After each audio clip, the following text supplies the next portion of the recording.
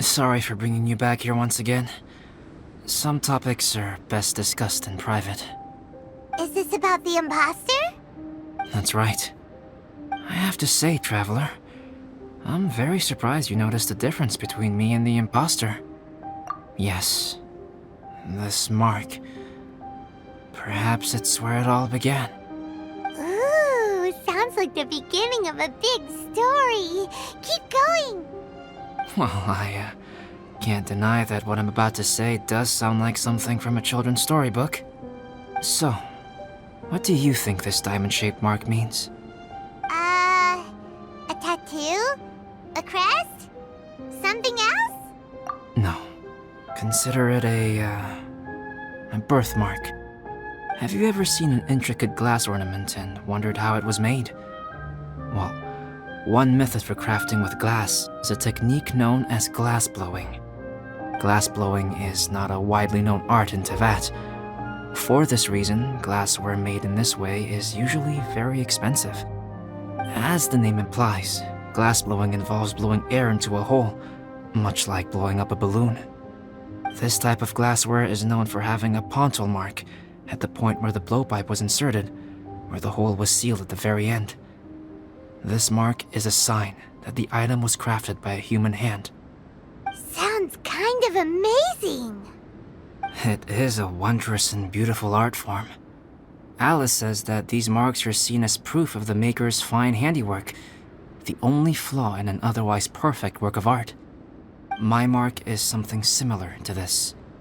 The difference between synthetic and natural life lies in the directional flow of the life force.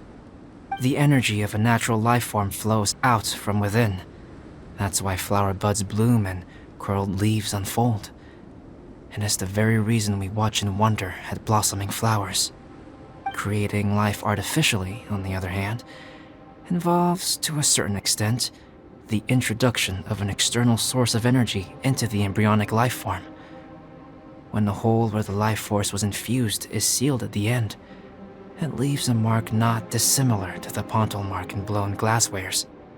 The alchemical substance drips and spreads out in all directions, resulting in this rather ingenious diamond shape. Wow, so that's where it came from. This mark is a sign of my artificial origins, and proof of my imperfection as a human.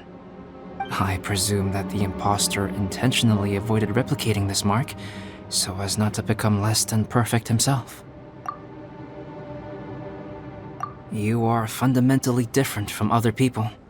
I have few qualms about sharing my secrets with you. Just as Paimon said, it all sounds like a story. Even if you were to tell anyone else, they would regard it as nothing more than a tall tale. The transcendent and miraculous are not the only things to which human beings aspire. They pursue the everyday, the ordinary, to a far greater extent than I would have ever imagined. People like to believe that those who are thoroughly different from themselves could only ever exist in stories. It makes things much easier.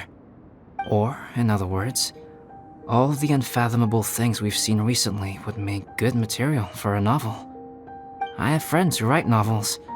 If they wrote this story, it'd probably be even more complex.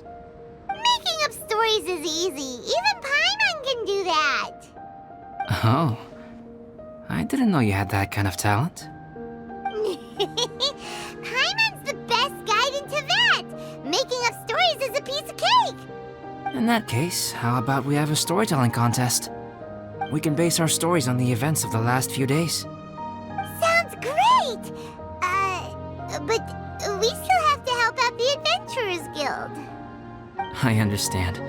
Creativity is something that cannot be rushed. Take your time, and come back when you have found some inspiration. We'll see whose story is more compelling. Deal! Okay, we'll regroup with the Adventurers Guild for now. Sure.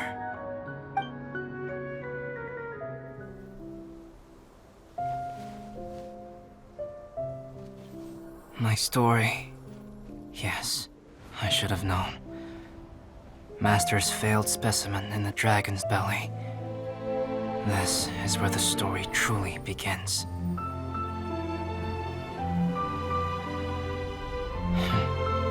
if we switched places? If you were the survivor? Then as the abandoned experiment, the failure of the primordial human project, I'd want to replace you too. I would replicate your appearance, study your alchemy, and create miraculous life forms to divert your attention. I would wait for the right moment, then dispose of you and the Traveler, the sole person to have known your secret.